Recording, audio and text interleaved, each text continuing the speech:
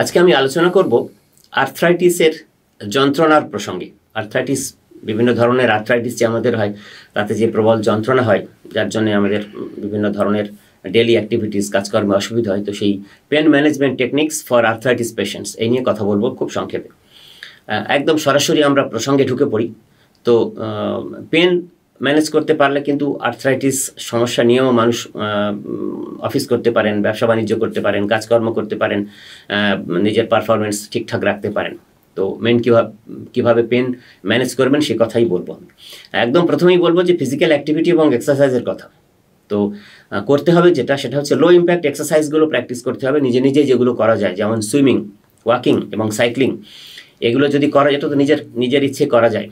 আর্থ্রাইটিসের পেশেন্টদের জন্য এগুলো বারণ নয়। এই লো ইম্প্যাক্ট এক্সারসাইজ তারা করতে পারেন এবং এগুলো করলে যেটা হবে যে জয়েন্ট ফ্লেক্সিবিলিটি বাড়বে, প্রচণ্ড স্ট্রেস ওই মাসেলগুলোর ওপরে হবে না বা জয়েন্টগুলোর ওপরে হবে না। ওই জন্য বলা হয় লো ইম্প্যাক্ট এক্সারসাইজ, ফলে এগুলো করতে পারা যাবে।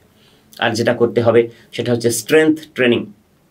তাহলে কী হবে? স্ট্রেংথ ট্রেনিং করলে মাসলের স্ট্রেংথ বাড়বে, জয়েন্টের চারপাশের যে বেটার সাপোর্ট মাসল দেয় এবং স্ট্রেনিং হয় সেটাও রিডিউস করতে হেল্প করবে। সেই জন্য জয়েন্ট ইমপ্রুভমেন্ট করার জন্যে, সাপোর্ট ইমপ্রুভমেন্ট করার জন্য স্ট্রেংথ ট্রেনিংও কিন্তু খুব ভীষণভাবে কাজে লাগে।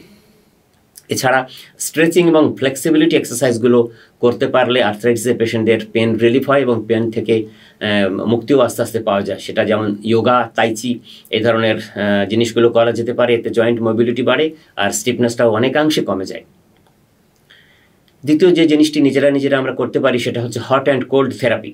এটা প্রথমেই হচ্ছে একটা হিট থেরাপি কথা বলবো। সেটা হচ্ছে যে একটা হিট প্যাড অথবা ওয়ার্ম বাথ যদি নেওয়া হয় মাসেলকে রিল্যাক্স করার জন্য, তাহলে মাসেল স্টিফনেসটা কেটে যাবে।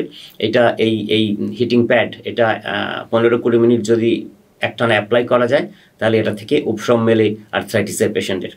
একদম ভাইস ভার্সা, একটু পরেই বা অন্য কিছুক্ষণ পরে কোল্ড থেরাপি একটা নেওয়া যায়। সেক্ষেত্রে একটা আইস প্যাক, যে জয়েন্টটা ফুলে গেছে আর্থ্রাইটিসের কারণে, সেই জয়েন্টের উপরে ইনফ্লামেশন কমানোর জন্য, প্রচণ্ড যন্ত্রণা রিলিফ করার জন্য একটা আইস প্যাক এই কোল্ড থেরাপির ফরম্যাটে যদি দেওয়া যায় এবং মোটামুটি 10 থেকে 15 মিনিট দিতে হবে, একটু বুঝে দিতে হবে যাতে স্কিন ড্যামেজ না হয়। সেরকম একটা সিচুয়েশন, এমনভাবে সেশনটা নিতে হবে 10-15 মিনিটের মধ্যে, যাতে এই কোল্ড আর হিট থেরাপির কম্বিনেশনে তার যন্ত্রণা, আর্থ্রাইটিসের যন্ত্রণা অনেকাংশে কমে যায়।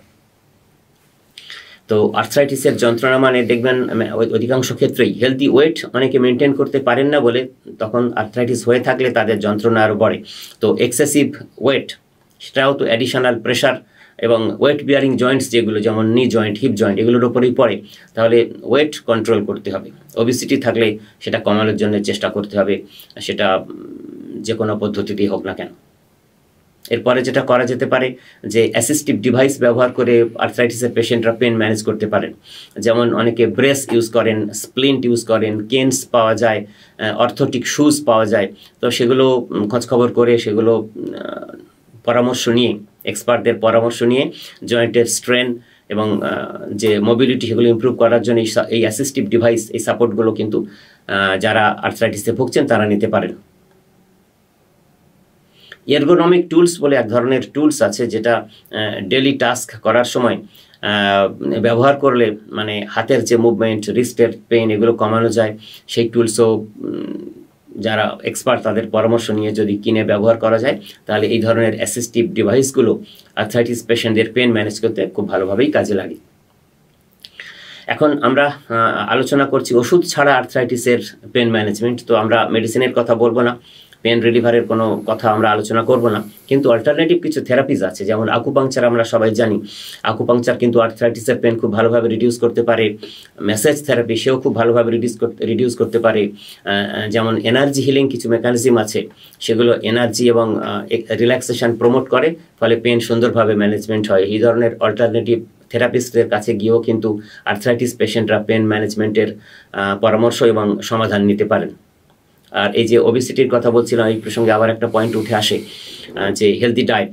তো যখন আর্থ্রাইটিস মানে তো ইনফ্লামেটরি কন্ডিশন জয়েন্টের, তো সেজন্য অ্যান্টি ইনফ্ল্যামেটরি ফুডস অবশ্যই নিতে হবে এবং নির্দিষ্ট করে কয়েকটি খাবারের কথা বলবো, বিশেষ করে C fish, deep sea fish যেগুলো সামুদ্রিক মাছ, সেগুলোতে অ্যান্টি ইনফ্ল্যামেটরি প্রপার্টি আছে এমন ধরনেরই খাবার। আর সঙ্গে সব ধরনের ফ্রুটসে কিন্তু অ্যান্টি ইনফ্ল্যামেটরি প্রপার্টি থাকে। আর এটা যেমন করতে হবে তেমনি হেলদি ডায়েটের মধ্যে কথাটাও বলতে পারবো, আমরা বলবো যে যে খাবারগুলো ইনফ্লামেশন ট্রিগার করে সেগুলোকে বর্জন করতে হবে, অ্যাভয়েড করতে হবে। যেমন সব ধরনের প্রসেসড ফুড খাওয়া বন্ধ করতে হবে, সুগারি স্ন্যাক্স খাওয়া বন্ধ করতে হবে, রেড মিট অবশ্যই বন্ধ করতে হবে আর্থ্রাইটিসের পেশেন্টদের, কেননা তাতে ইনফ্লামেশনটা আরও বাড়তে শুরু করে।